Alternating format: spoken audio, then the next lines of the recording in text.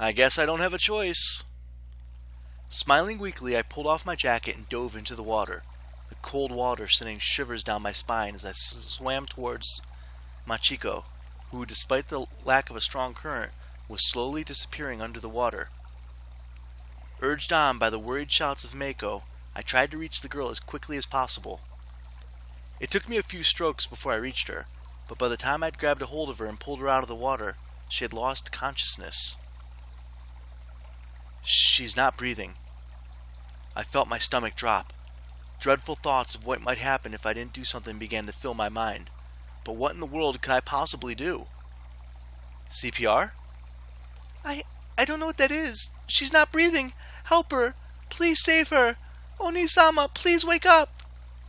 Okay, but I need to concentrate. Can you find something to dry her off with? Right. Great. A mage without a revive spell. As if trying to steel my nerves for what I must do, I muttered those words just before leaning in. All I could remember from my first aid training was that the patient had to be in a so-called recovery position, and that I had to blow air into her mouth and push down on her chest. My heart pounded faster and faster as I looked down at the fox girl. I could feel my cheeks heating up as a blush spread across my face. Clumsily, I put her into what I hoped was the right position, and slowly I lowered myself towards her face, my lips parted. If you were this desperate for a kiss, you could have just asked. I know I'm a beautiful, exquisite creature, but pushing me into a river so you can play hero is a bit much, Taka-kun. It's not like that. I went in to save you. Oh, why thank you, oh valiant hero, for your rescue. I must admit, I'm not the greatest swimmer. But you know, it is often better to get permission from a maiden you've rescued before you claim that as your reward, silly. I didn't have a choice. I either claimed your lips or death would claim you instead. A bold choice that was. Where's Mako? I hope she didn't try to save me first. She is even worse at swimming than I am.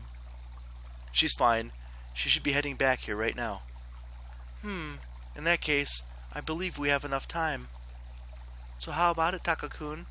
My little sister will be back in a few minutes, and I'm sure a boy like you will probably have never kissed a girl before.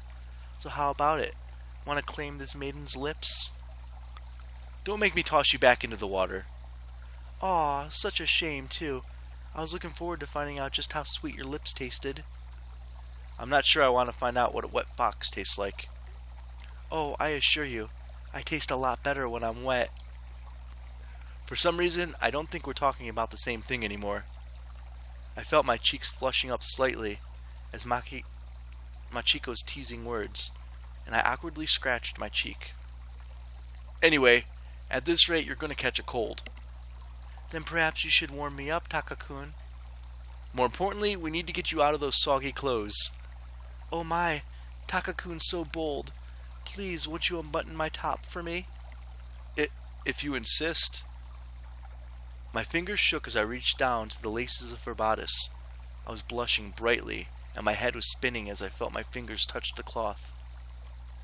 Before I could continue any further, I heard a whoosh behind me and felt something heavy impact against my body. My body toppled forwards, and I felt a nasty blow to the back of my head. Oni-sama! I brought the... Oh no! Takahiro! I could barely focus as this blonde fox girl began to fuss over me, but it was no good. Between running my butt off all day, the Tsunade tyrants, the following rescue, and now the blow to my head, I felt myself slip into unconsciousness.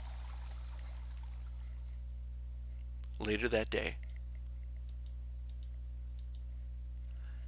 Hours must have passed by the time I finally regained consciousness. The first thing I noticed was something soft resting against me.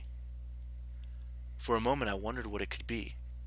Little did I know that whatever it was, I would soon be very much awake. Makino? My voice caught in my throat, easily betrayed by my surprise at seeing the fox spirit resting beside me.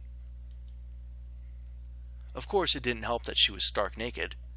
My gaze drifted along her features. I hadn't really put a lot of thought into it now, but she was really beautiful. Now's my chance.